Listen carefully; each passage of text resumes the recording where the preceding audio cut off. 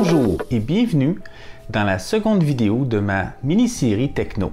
Cette vidéo sera divisée en deux parties parce que sinon ça donnerait une vidéo un peu trop longue.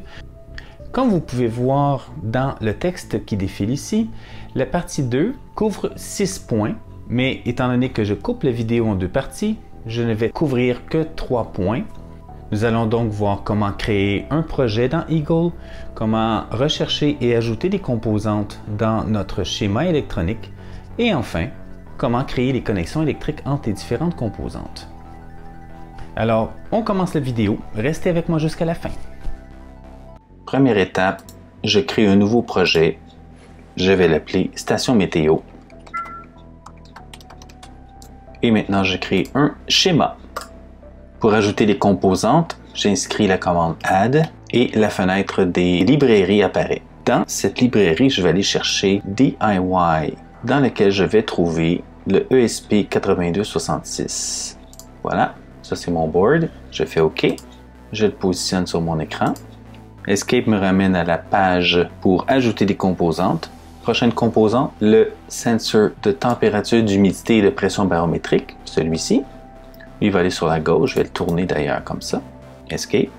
La prochaine composante, c'est mon régulateur de voltage. Et lui, il est dans la librairie Adafruit.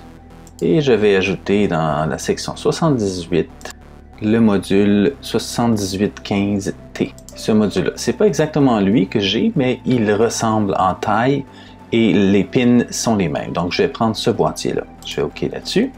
Je vais le mettre sur ma droite avec le ground en bas. Escape. Prochaine étape, je vais ajouter un connecteur pour l'alimentation. Et le connecteur, je vais le trouver dans SparkFun Connectors. C'est le connecteur à 2 pins et c'est celui-ci que je veux. Je fais OK là-dessus. Ça va être pour l'alimentation électrique. Je vais le mettre vis-à-vis du V-in. D'ailleurs, si je le positionne pour que les fils se touchent, vous allez voir que tantôt la connexion électrique est déjà faite. Je vais faire Escape. Prochaine étape, j'ajoute 2 autres composantes dans la section Supply, SUPP. Et je vais aller chercher VCC et Ground. VCC, je vais en mettre un pour l'instant. Escape et Ground, je vais en mettre un pour l'instant. Je vais les recopier au besoin. Je vais donc déplacer le premier Ground.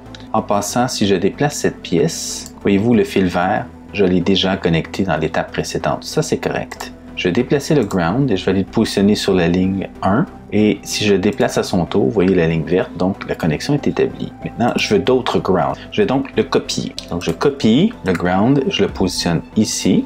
Je copie encore une fois le ground, je vais le mettre sur ground, ici. Je vais le tourner avec le bouton droit de ma souris. Je vais juste toucher sur la pin A1. Je fais une autre copie du ground.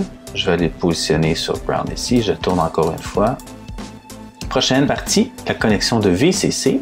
Même chose, je vais déplacer le premier VCC et je vais aller le positionner sur VIN juste ici. Voilà. Et je vais aller le positionner à la fin de mon circuit. Donc, je fais une copie.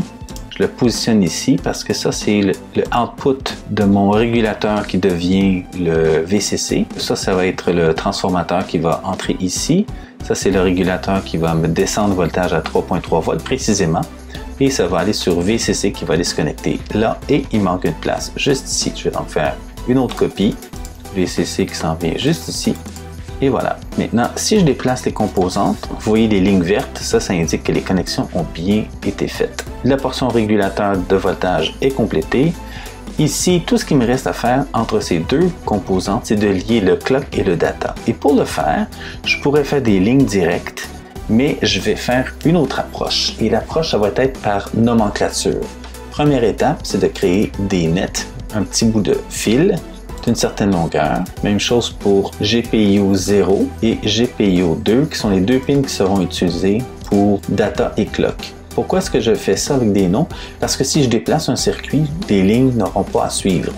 Juste le fait de les identifier va faire la connexion automatique.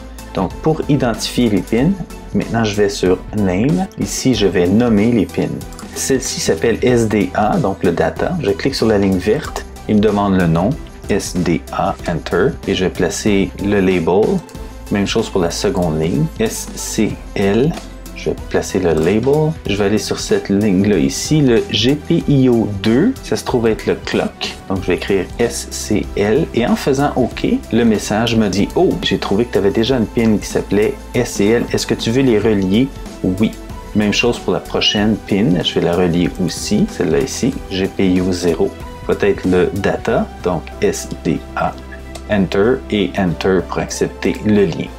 J'ai oublié un petit détail, la pin CHPD doit être branchée sur VCC pour que le chip soit Enable.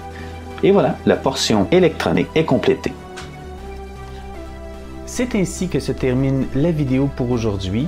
Comme vous l'avez constaté, la vidéo n'est pas très longue et c'est parfait ainsi.